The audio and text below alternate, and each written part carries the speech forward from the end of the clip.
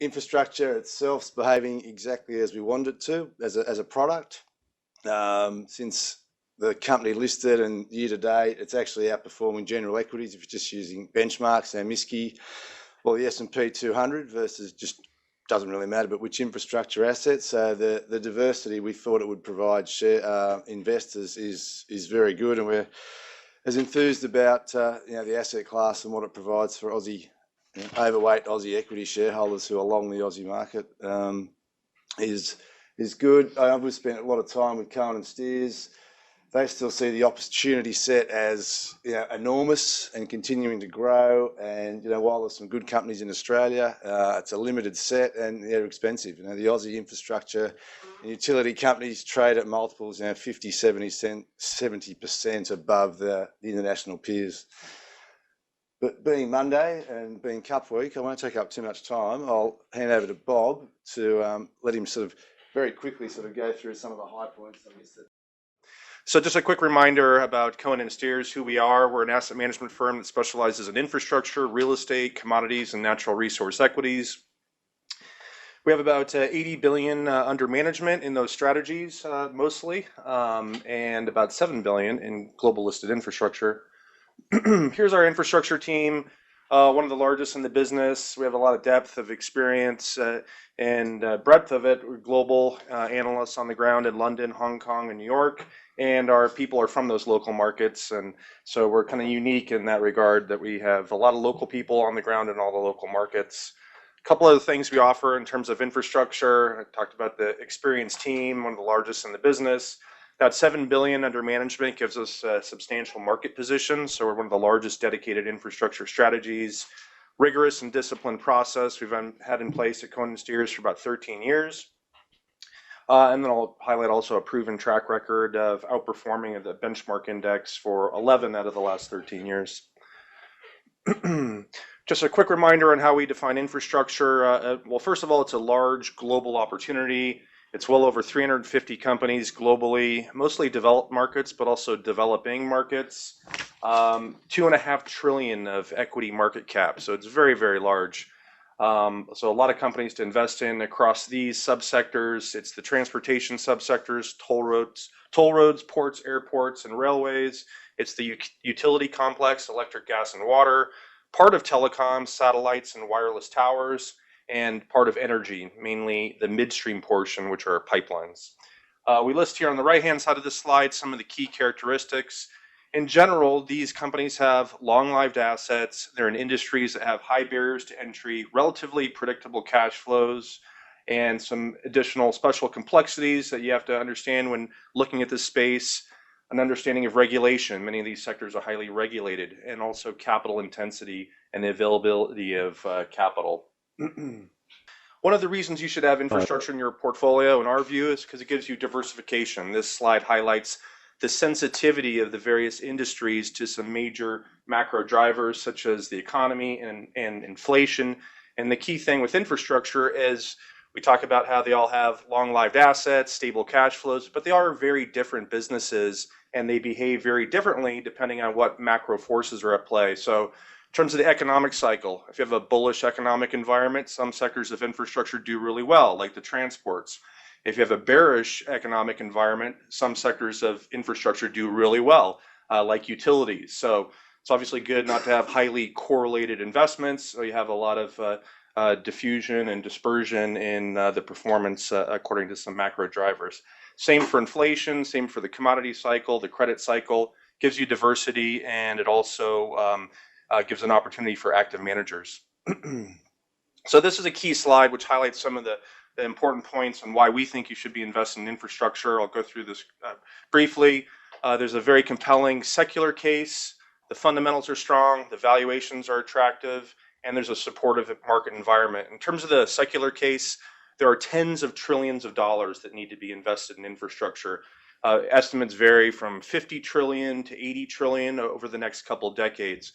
And these are driven by some very visible trends, such as underinvestment in the developed markets, whether it be the US, Japan, or Western Europe. And in emerging markets, it's industrialization and urbanization and some trends such as those. So because of this, and importantly, because governments are less able to make these investments, debt to GDP ratios are very stretched, balance sheets are stretched, they need private sector capital. They've exhausted a lot of the traditional tools to stimulate growth, such as monetary policy. Rates are very low around the world.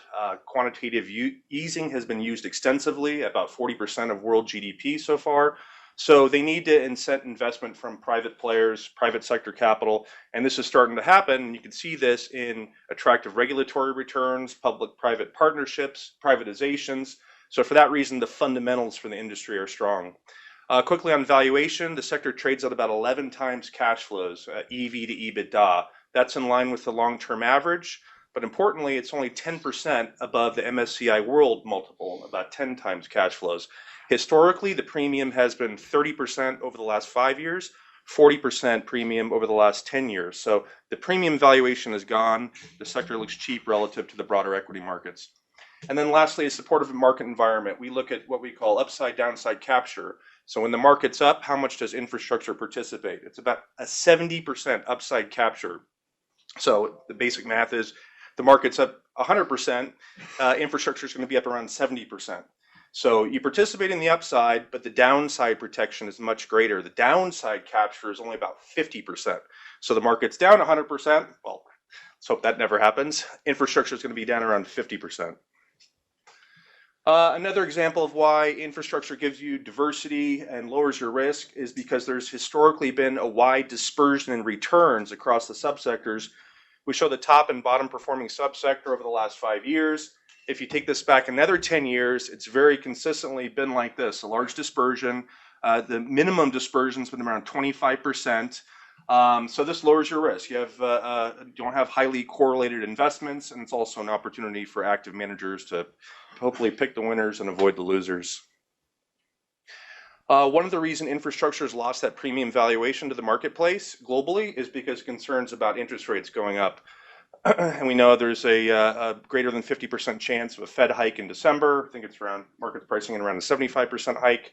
And this is what happens on the left-hand side when this is what happens to infrastructure when rates go up. So we took the 10 periods of the greatest interest rate increases within a 1-month period, going back over the last 25 years. That's the dates are on the left-hand side, that first column on the left-hand side.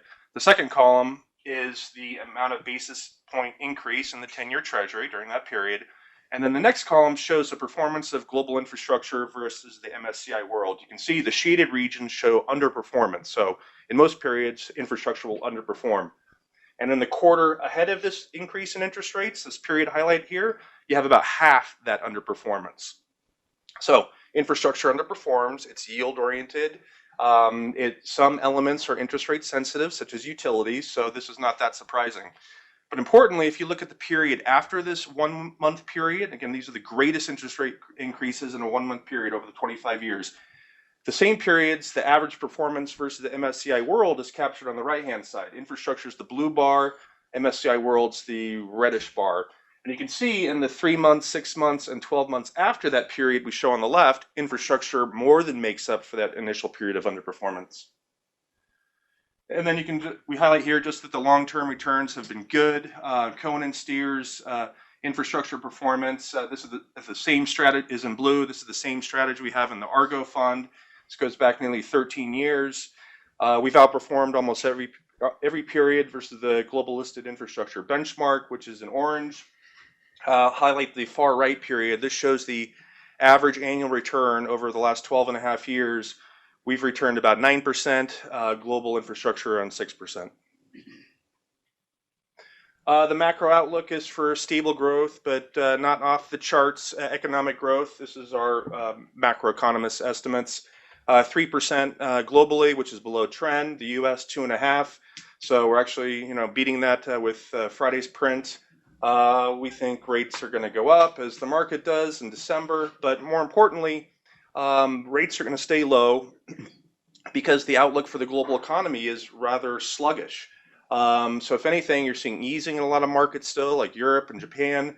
So we think because of that, again, policymakers and governments will increasingly look to infrastructure as a way to stimulate growth. There's a multiplier effect. A dollar investment in infrastructure can lead to $2 or $3 of economic growth.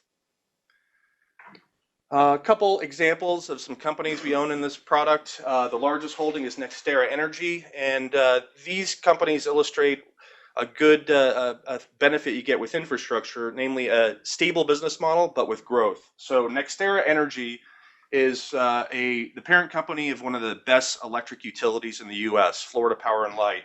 It also is the largest owner, operator, and developer of wind and renewable in the U.S. And because of that business, they're seeing overall growth of about 10% a year well into the next decade. A very conservatively managed company, good, strong balance sheet, downside protection in all of its businesses, long-term contracts in the renewable business. Of course, the utility provides downside protection, yet they have strong growth. Crown Castle is our third largest holding. This is a wireless tower company. Again, a good example of how you get a defensive business model with attractive growth.